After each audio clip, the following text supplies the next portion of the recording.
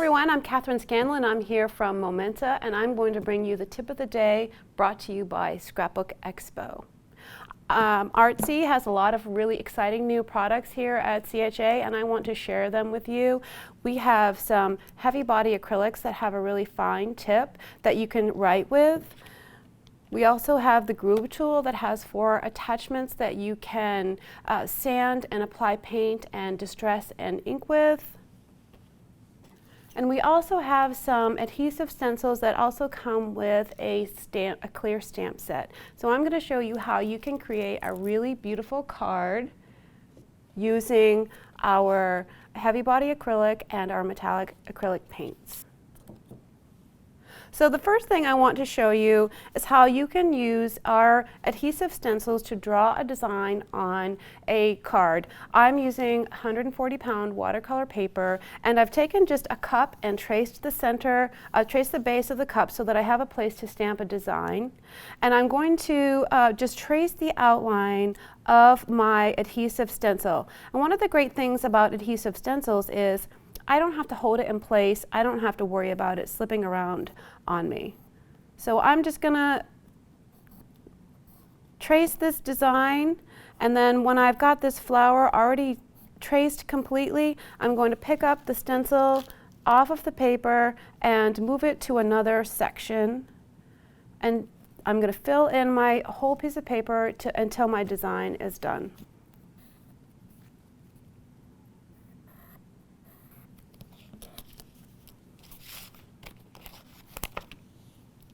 So you can move the stencils around and use really whatever combination of stencils that you like. If you want to freehand draw, you can do that as well, which is what I kind of do most of the time to fill in these little areas.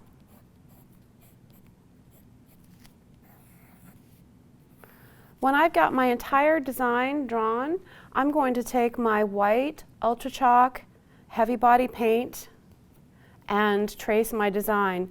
The paint comes with a nice fine tip nozzle, so it makes painting these designs really easy. So you just hold the nozzle right down over and trace your penciled line. You can get a little creative with it if you want to, fill in some of the areas, and you're kind of like doodling with a paint.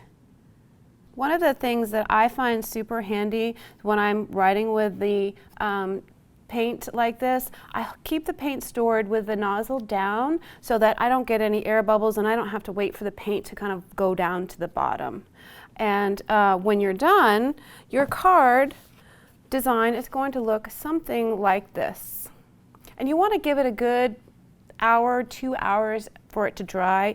If you touch the surface of the paint or even the back of the card, if it feels cold at all, your paint is still dry, still wet. So you want to let that completely dry before you move on to the next step.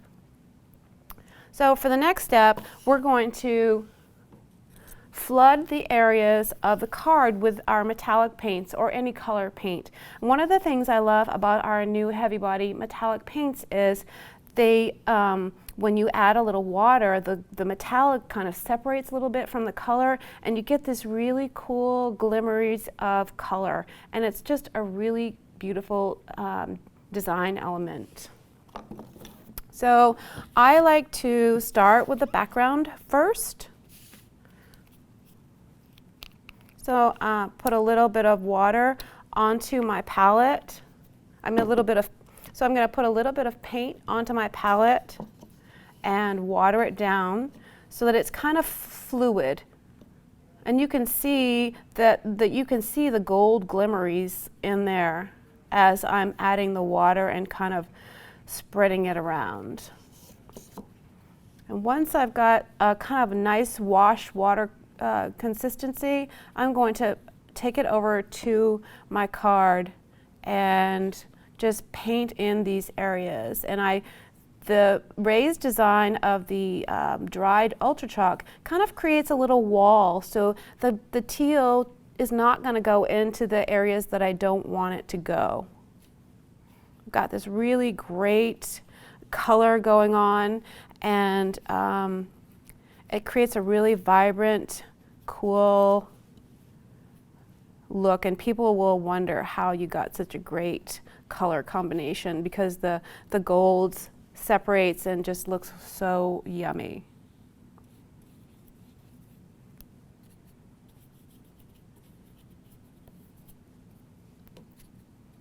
I usually start with painting individual sections at a time, so I will usually always start with the background. It kind of helps me focus on the colors that I want to paint my flowers with, or what I want to paint my design with.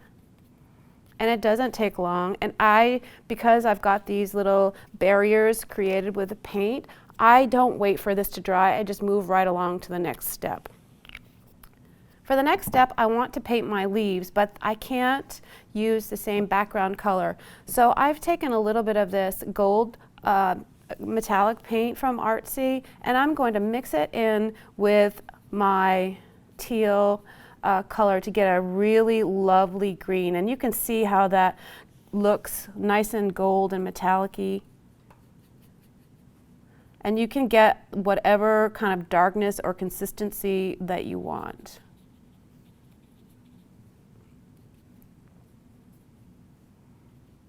And don't feel like you have to, if you forget something, you can always go back and paint it in, or you can enhance the designs. You could just clean your brush totally and go in with gold paint all by itself and get some really cool designs. Now, you want to be careful when you're going in to paint the flowers, because these colors can create kind of a different color that you might not like so much. So you want to be careful not to mix them so much on the palette or on your painting. So I'm doing the same thing with my magenta metallic paint. I am watering it down ever so slightly so that I can get this really pretty pink, vibrant color. And it just really pops off the background. And I've got a little mixage right here with the blue, and it creates a purple, and it's not completely ugly. It's actually quite pretty, but you want to, if you don't want mixing, keep that in mind. Not everyone likes purple. So we're kind of coming down to the final stretch of painting. A little pink over here. And there you are.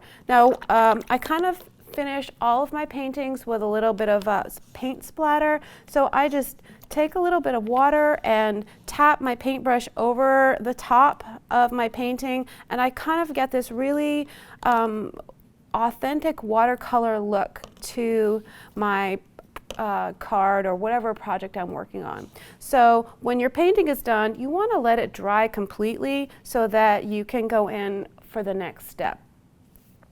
So when it's dry, you're going to have paint in these areas here that you've painted on it. So what I like to do is go in with our ArtC groove tool. This is our groove tool here, and I've got the coarse sanding tip on it, and I'm just going to gently sand over the surface of the raised paint to reveal that white chalk. And you can blow the chalk waste off, and then we'll stamp, I think we'll stamp on this center one here. I'm using archival permanent ink, so I'll just stamp my little sentiment in the center here. And when everything is dry and sanded, I can round the corners and mount it on black cardstock, and this is a really wow factor. Somebody could frame this and save it, and all of the effort that you put into it would be saved forever. Thanks for joining me today on Scrapbook Expo Tip of the Day.